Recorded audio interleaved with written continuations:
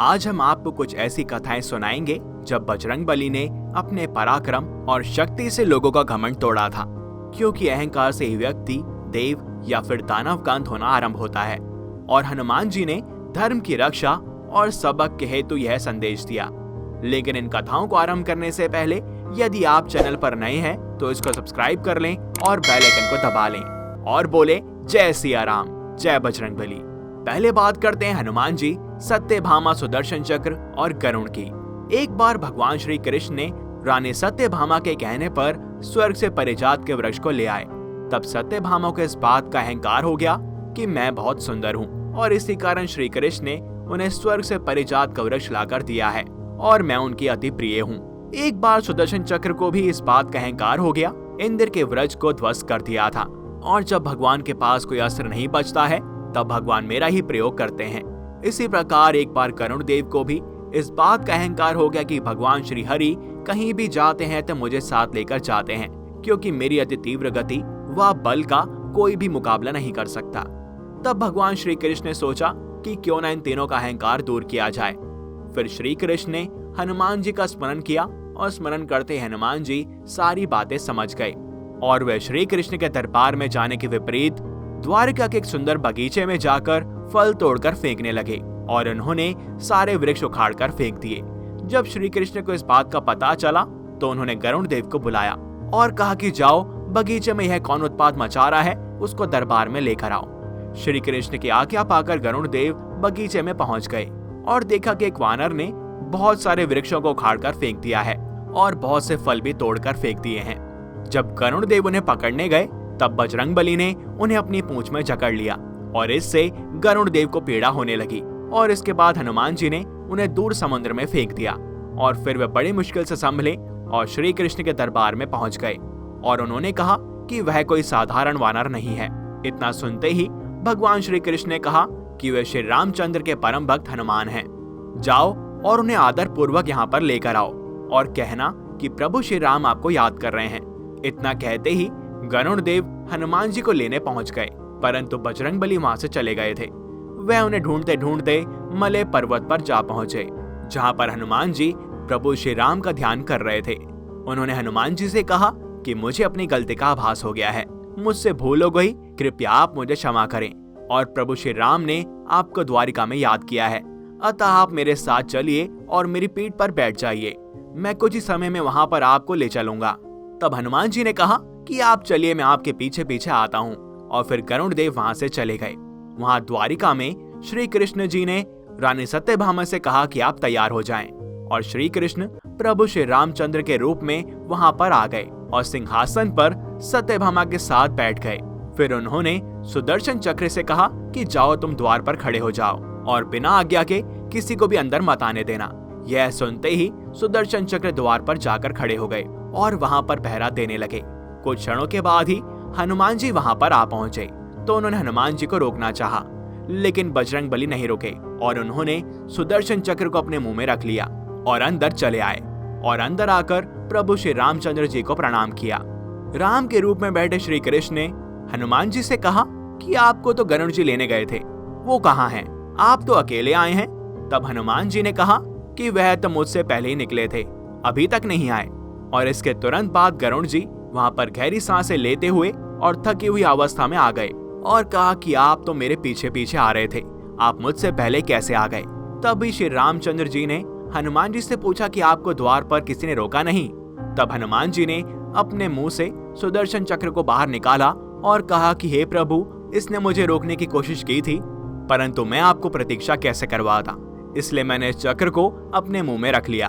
तब यह सुनकर श्री कृष्ण मुस्कुराते हैं, जिसके बाद बजरंगबली कहते हैं, हे प्रभु, मैं तो यह पहचान गया कि आप श्री कृष्ण के भेष में मेरे प्रभु श्री राम हैं, परंतु आपने सिंहासन पर माता सीता के स्थान पर यह किस दासी को बिठा रखा है?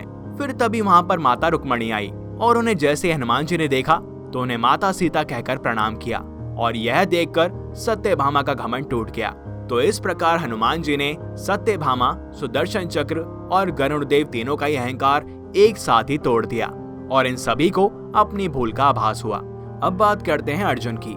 यह तो सभी जानते हैं कि अर्जुन एक सर्वश्रेष्ठ धनुर्धर थे और धनुर्विद्या की उन्हें संपूर्ण जानकारी थी। उनको ब्रह्मदेव से ब्रह्मास्त्र और महादेव से पाशुपतास्त्र तक वरदान में प्राप्त थे। तो हुआ ये था कि एक बार रामेश्वरम में अर्जुन और हनुमान जी की भेंट हुई थी। तब दोनों में राम रावण युद्ध को लेकर कुछ चर्चा होने लगी। इस पर अर्जुन ने कहा कि आपके प्रभु राम तो वीर योद्धा और धनुर्धर थे, तो उन्होंने लंका जाने के लिए पत्थरों की बजाय बाणों से ही सेतु का निर्माण क्यों नहीं कर दिया। इस पर हनुमान जी ने जवाब दिया कि बाणों का पुल वानर सेना के भार को सहन नहीं कर सकता था। तो इस पर अर्जुन ने बड़े ही घमंड से कहा कि वे ऐसा पुल बना सकते हैं जो कि टूटता ही नहीं। अर्जुन को खुद पर बहुत अभिमान था, इसीलिए उन्होंने कहा कि वो सामने तालाब में बाणों का पुल तैयार करके दिखाते हैं जो कि हनुमान जी का भार सहन कर लेगा। उस समय हनुमान जी सामान्य रूप में उपस्थित थे। हनुमान जी ने कहा कि अगर यह सेतु उनका भार सहन कर लेगा तो वे अग्नि में प्रवेश कर जाएंगे, और यह अगर टूट जाता है तो तुमको अग्नि में प्रवेश करना होगा। यह शर्त उन्होंने अर्जुन के साथ लगाई थी। अर्जुन को अपनी विद्या पर इतना घमंड था कि उन्होंने इस शर्त को मान लिया। तब हनुमान जी ने अपना विशाल रूप धारण कर जैसे ही पहला पग पुल पर रखा तो वह सेतु डगमगाने लगा। दूसरा पग रखते ही वह चरमराने लगा और पुल की हालत देख अर्जुन ने शर्म से सिर झुका लिया। और जैसे ही हनुमान जी ने तीसरा पग रखा तो तालाब खून से लाल हो गया। यह देख हनुमान जी नीचे आए और अर्जुन को अग्नि प्रज्वलित करने को कहा। आग जलते ही हनुमान जी उसमें प्रवेश करने ही वाले थे, तभी भगवान श्री कृष्ण वहां पर प्रकट हुए और उन्हें ऐसा करने से रोक दिया।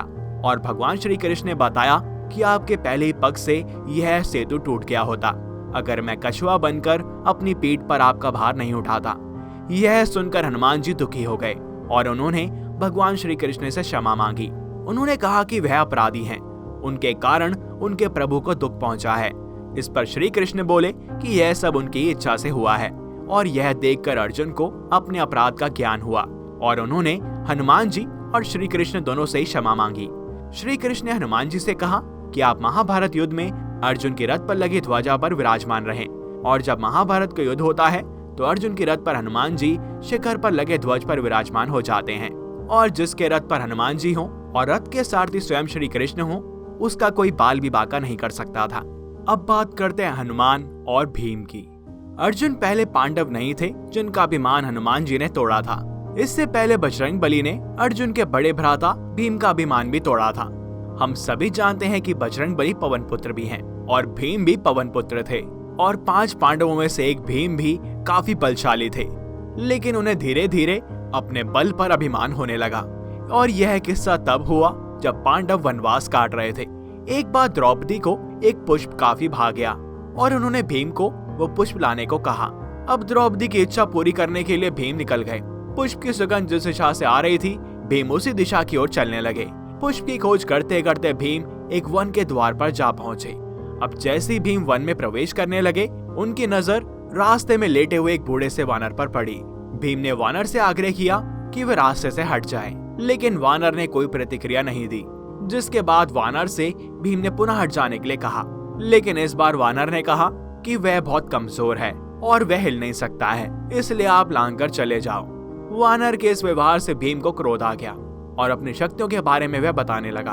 भीम ने वानर को अपना परिचय दिया कि वे कुंती पुत्र हैं और पवन देव उनके पिता हैं और बजरंग बली के वो भाई हैं।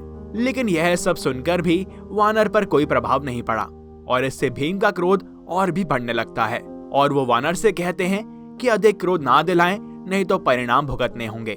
वानर ने भीम से कहा कि यदि अधिक जल्दी है तो वह पूंछ उठाकर जा सकते हैं। भीम ने गुस्से में आकर वानर की पूंछ हटाने की कोशिश की, लेकिन वे उसे हिला भी नहीं पाए। भीम ने अपनी पूरी शक्ति लगा दी, लेकिन फिर भी वो पूंछ को हिला भी नहीं पाए। तब भीम को आभास हुआ कि यह कोई साधारण वानर नहीं है। भीम हाथ जोड़कर खड़े हो गए और वानर से परिचय पूछा, और तब वानर ने भीम को बताया कि वह और कोई नहीं बल्कि हनुमान है। भीम हनुमान जी को देखकर चकित रह गए और हाथ जोड़कर खड़े हो गए। तब हनुमान जी ने भीम को बताया कि आगे विशेष वन है, यह रास्ता देवताओं का है और यह मनुष्यों के लिए सुरक्षित नहीं है, और इसीलिए उन्हें भीम की रक्षा के लिए वहां पर आना पड़ा। भीम को हनुमान जी ने उस पुष्प के बारे में भी बताया कि वे किस स्थान से पुष्प ले सकते हैं। पुष्प लेने के बाद हनुमान जी ने भीम से कहा कि अब तुम यहाँ से जा सकते हो। भीम ने हनुमान जी से आगे लेने से पहले अपनी एक इच्छा रखी। भीम ने बजरंग बली को विराट रूप में देखने की इच्छा व्यक्त की और भीम के ऐसा कहने पर हनुमान जी ने विराट रूप धारण कर लिया।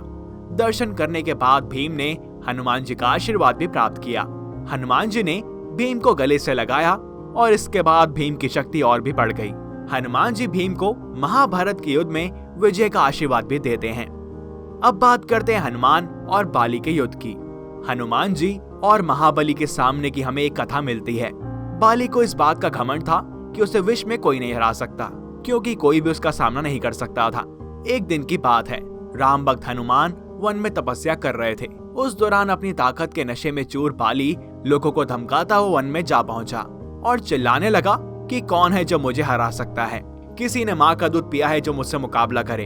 हनुमान जी उसी वन में राम नाम जप से तपस्या कर रहे थे। बाली के चिल्लाने के कारण उनकी तपस्या में विघ्न उत्पन्न हो रहा था। उन्होंने बाली से कहा, वानर राज, आप अति बलशाली हैं, आपको कोई भी नहीं हरा सकता, लेकिन आप इस तरह से चिल्ला क्यों रहे हैं? यह सुनकर बाली भड़क गया।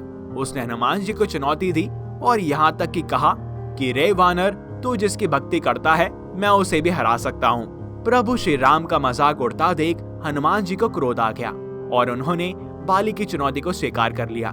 तय हुआ कि अगले दिन सूर्योदय होते ही दोनों के बीच दंगल होगा।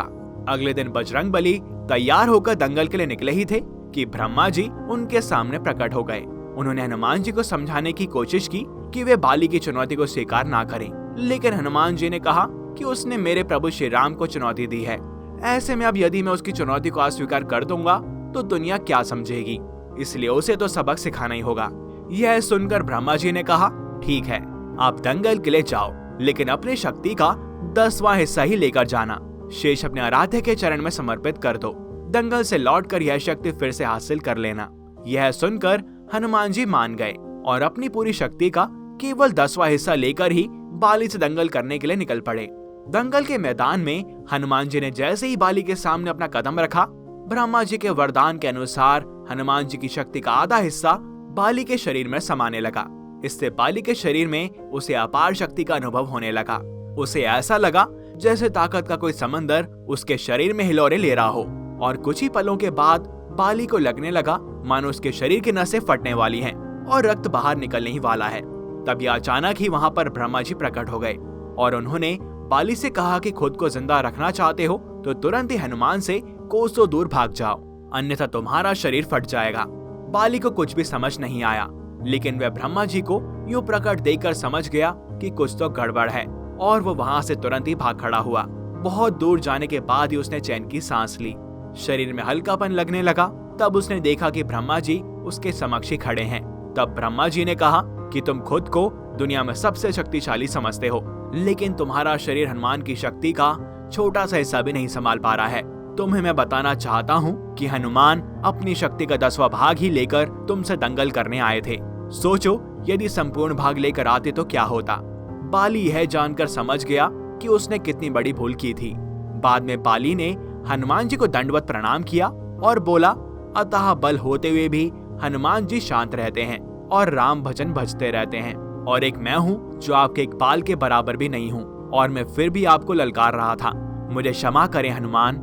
इसके अलावा हनुमान जी ने रावण तक को अपनी शक्ति से अवगत कराया था। हनुमान जी के सामने तो शनिदेव की वक्र दृष्टि भी विफल हो गई थी। तो बोलो जय बजरंगबली। आप सच्चे हृदय से प्रभु की पूजा अर्चना करें, आपके सभी कष्टों का निवारण होगा। इस वीडियो में इतना ही। आपको ये कथाएं जानकर कैसा लगा बताएं हमें कमेंट्स में। साथ ही वीडियो को लाइक करें और अधिक से अधिक शेयर करें, जिससे कि हम प्रभु की ऐसी कथाएं ज्यादा से ज्यादा लोगों तक पहुंचा पाएं। मिलते हैं आपसे अगली वीडियो में और भी अद्भुत कथाओं के साथ। तब तक के लिए हरिओम।